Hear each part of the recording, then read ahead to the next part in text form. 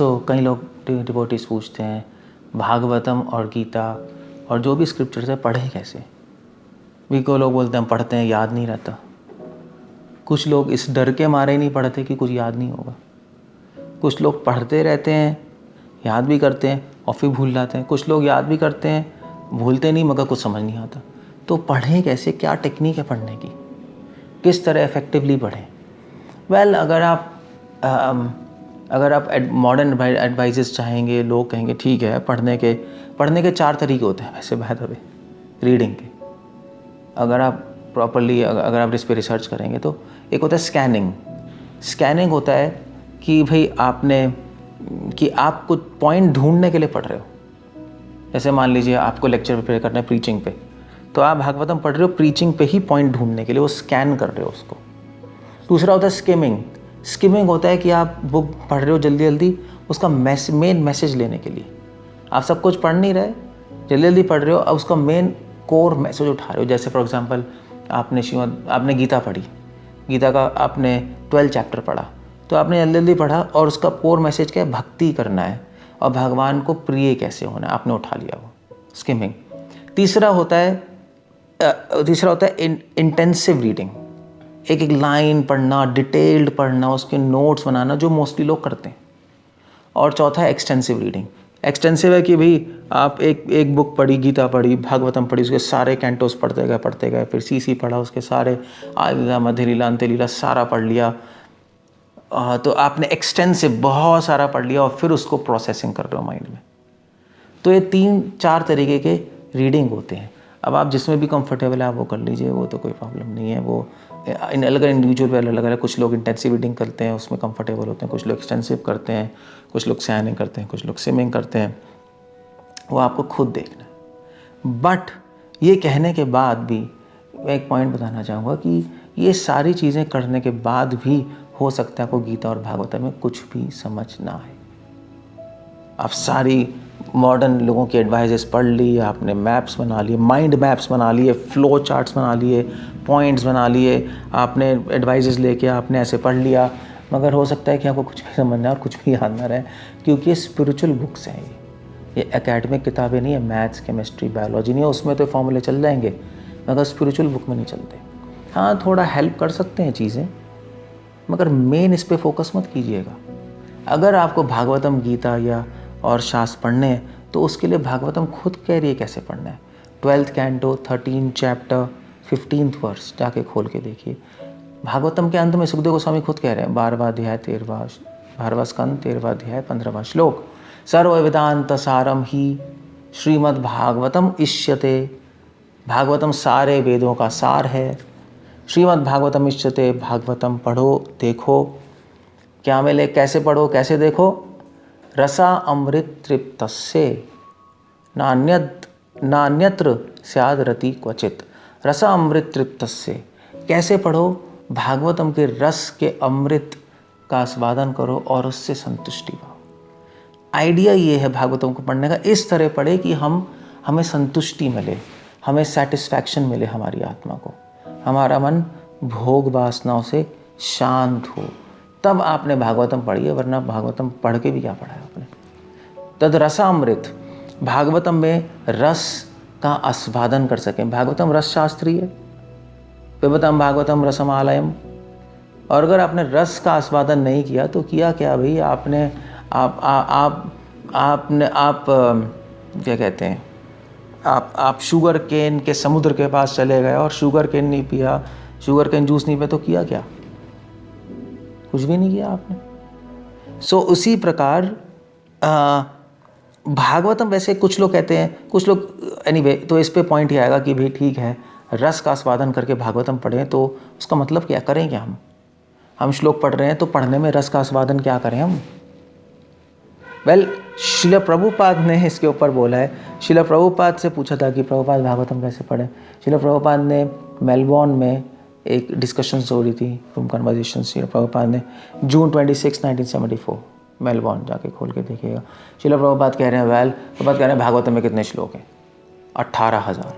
गीता में कितने श्लोक हैं, 700। श्रील प्रभुपाद ने कहा एक भागवतम का श्लोक जो है उसको एक महीने में पढ़ना है। प्रलोभन देगा। 18 श्लोक है तो कितने महीने लगेंगे? 18,000 महीने। तो कैलकुलेट करके देखो 1500 साल लगेंगे। वो बात का प्रोजेक्ट है, 1500 साल में पढ़ना है। प्रभुपाद ने अपने एक और लेटर में लिखा है कि खैर 15 साल प्रैक्टिकल नहीं, कि 50 साल लग जाएंगे आपको भागवतम पढ़ने में, समझने में उसको सही से। सो प्रभुपाद का आइडिया ये है कि भागवतम पढ़नी है तो स्क्रूटनाइजिंगली पढ़ें। भगवद गीता पढ़नी स्क्रूटनाइजिंगली। स्क्रूटनाइजिंग का मतलब है कि उसमें से रस का स्वादन करें, मतलब ये है। अब रस का मतलब क्या है? क्वेश्चन ये है कि हम रस का स्वादन करें, भागवतम से रस निकालें और उससे तृप्त हों, तो करें क्या हम फिर? क्या भागवतम पढ़ते पढ़ते हमारी थूक टपकेगी? मतलब एग्जैक्टली क्या होगा? मतलब या लार टपकेगी या जीभ निकलेगी, इसको चाटें उसमें टेस्ट आएगा, एग्जैक्टली करना क्या है? सो क्या करना है? वेल करना क्या है, उसके लिए आपको जानना पड़ेगा रस क्या है। तब तो आपको समझ आएगा कि भागवतम से रस पढ़ना है तो रस निकालना है, मगर रस पता ही नहीं आपको तो निकालोगे क्या उसमें से? तो रस क्या है? वैसे तो बहुत बड़ा सब्जेक्ट मैटर है, मगर एक लाइन में अगर आप पूछें रस क्या, एक शब्द में पूछे आप रस क्या है, तो वो मतलब होता है भाव। भाव। जब आप भागवतम पढ़ रहे हैं तो वहाँ पे आप जो वहाँ पे भक्त हैं और जो भगवान है उनकी भावनाओं को समझने की कोशिश कीजिए। भक्त फील क्या कर रहे हैं भगवान को जब देख रहे हैं, उनका स्मरण कर रहे हैं, भगवान क्या भाव अनुभव कर रहे हैं जब वो अपने भक्तों के बारे में स्मरण कर रहे हैं, उनके बारे में सोच रहे हैं। वो जो भावनाओं का एक्सचेंज है भगवान और उनके भक्तों में, जो आदान प्रदान है, जो भक्तों की भावना है भगवान को लेकर, जो भगवान की भावना है भक्तों को लेकर, अब हम उस पर ध्यान लगाते हैं। जब पढ़ते पढ़ते हम वो ढूंढते हैं, उस पर फोकस होता है, तब रस आस्वादन होता है। उसको कहते हैं रस आस्वादन करना। सो भागवतम लोग बहुत भागवतम पढ़ सकते हैं बहुत तरीक़ों से। आप स्कैनिंग कर लो, स्किमिंग कर लो, इंटेंसिव एक्सटेंसिव, अंदर घुस जाओ बाहर कर लो, सीक्वेंस कर लो, सीक्वेंस से पढ़ लो, रैंडम पढ़ लो। श्रीला प्रभुपाद लिख रहे हैं कि भागवतम एक शुगर कैंडी की तरह, कहीं से भी खाओ कोई प्रॉब्लम नहीं है। तो सो आप 12th कैंटो पहले पढ़ लो, 11th कैंटो बाद में पढ़ो, या सीक्वेंस से पढ़ लो, फर्स्ट सेकंड थर्ड फोर्थ, वो आपकी मर्ज़ी है। मगर अगर आपने ये चीज़ इस रस पे फोकस नहीं किया, भावना पे फोकस नहीं किया, तो आपने भागवतम सही से नहीं पढ़ी। लोग पढ़ते हैं भागवतम, बहुत स्टाइल से पढ़ते हैं, फोकस किस पे करते हैं? फोकस करते हैं, हाँ भाई ठीक है, अम्बरीश महाराज के पिता कौन थे, उनका बेटा कौन था, उनके बेटे का बेटा कौन था। फोकस पे होता है। फोकस करते हैं इन्फॉर्मेशन पे, हाँ ठीक है, फर्स्ट कैंटो में कितने क्वेश्चन पूछे गए थे? 7 क्वेश्चन पूछे गए थे, उसके आंसर कितने चैप्टर्स में दिए थे? इतने। सेकंड कैंटो में उसके आंसर दिए। फिर थर्ड कैंटो से भागवतम शुरू हो रही है और फिर 11th कैंटो तक भागवतम में कृष्ण वहाँ की लीलाओं की चर्चा। 11th कैंटो में फिलॉसफी, बहुत सारी चीज़ें आप कर सकते हो, बहुत लोगों ने किया ऐसा। मगर हम ये नहीं ढूंढना है ये कर लो, ढूंढना है भावना है। That's the whole idea. इसको कहते हैं रस। और भावनाओं तक पहुंचने के लिए आपको उन भगवान के भक्त और भगवान की भावनाएं समझने के लिए आपको सिद्धांत समझना पड़ेगा, क्योंकि बिना सिद्धांत के भावनाएं क्या समझेंगे हम? बिना सिद्धांत के भगवान और भक्तों की भावनाएं देखेंगे तो वो तो पिक्चर में एक एक्टर और एक्ट्रेस की भावना के समान हो जाएगा। उन एक्टर्स की क्या इमोशंस चल रहे हैं। सिद्धांत से ही हम भगवान और भगवान के भक्तों की भावना को एक्सेस कर पाएंगे, उसको समझ पाएंगे। तो रस के 2 मतलब हो गए। रस का मतलब होता है भावनाएं और दूसरा मतलब है सिद्धांत। जब भावना और सिद्धांत एक साथ मिलता है तब वहाँ से रस की उत्पत्ति होती है।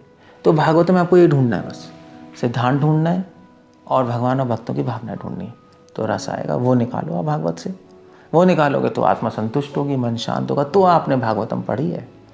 और तीसरी बहुत इंपॉर्टेंट बात कि रस फिलॉसफी समझने के लिए और भावनाओं को अनुभव करने के लिए भगवान और भक्तों की, आपको भोग छोड़ना पड़ेगा। सेंस कंट्रोल चाहिए। बिना सेंस कंट्रोल के, बिना माइंड कंट्रोल के, बिना इंद्रियों को वश में किए रस का कोई क्वेश्चन है ही नहीं। आप रस नहीं निकाल सकते। आप कोशिश करोगे रस निकालने की तो आपका ही रस निकल जाएगा, वहाँ से कोई रस नहीं निकलेगा। सो इसलिए भोग छोड़ना होगा। सो भागवतम पढ़नी है, गीता पढ़नी है। मुझसे लोग पूछते कैसे पढ़े, तो भी ऐसे पढ़ लो, ये पढ़ो, भोग छोड़ो लाइफ में, माइंड कंट्रोल करो और सिद्धांत समझो। भागवतम और गीता से इसके सिद्धांत समझो और उसमें भगवान और भक्तों की भावनाओं पर ध्यान दो, फोकस करो। और ऑफ कोर्स इतना सब कहने के बाद सबसे इम्पॉर्टेंट पॉइंट जो आपको याद रखना है कि जो आप पढ़ो उसमें उसको अप्लाई ज़रूर करने लो लाइफ में। अगर आपने उस चीज़ को अप्लाई नहीं किया, फॉलो नहीं किया जो शास्त्र कह रहे हैं, सिद्धांत समझना मतलब सिद्धांत को अपने जीवन में लगाना, सिर्फ समझना रटना नहीं है, दिमाग में नहीं घुमाते रहना। तो सिद्धांत जब समझने को कहते हैं तो सिद्धांत को अपने जीवन में अप्लाई करना होता है। सो बस आपको 3 चीज़ें करनी है, आपको भागवतम पढ़नी है। अब ये 3 चीज़ें कर लो, चाहे बीच में से पढ़ो, चाहे शुरू से पढ़ो, चाहे अंत से पढ़ो, चाहे सीक्वेंस से पढ़ो, चाहे स्कैनिंग करो, चाहे स्किमिंग करो, चाहे ऊपर नीचे घुस जाओ, कुछ भी कर लो। चाहे लोग कहते हैं, तो एक ये भी निकला है, तो लोग कहते हैं ओवरव्यू, लोग कहते हैं अंडरव्यू। आप ले लो अंडरव्यू, ओवरव्यू, कुछ भी करते रहो, कोई प्रॉब्लम नहीं। ये 3 चीज़ें मत भूलना ना। सबसे पहले है कि भगवान और भक्तों की भावनाओं पे ध्यान करना, दूसरा है फेलो सिद्धांत को समझना, उसको अप्लाई करना, और तीसरा माइंड को कंट्रोल करना, इंद्रियों को वश में करना। तो आप भागवतम सही से पढ़ रहे हो, गीता सही से पढ़ रहे हो, कोई भी शास्त्र पढ़ रहे हो, यही टेक्निक है। हरे कृष्णा। तो एनीवे, तो आपको सब कुछ याद भी रहेगा, अलग से याद करने की ज़रूरत नहीं है, और समझ भी आएगा और दूसरों को समझा भी पाओगे। श्रील प्रभुपाद की जय।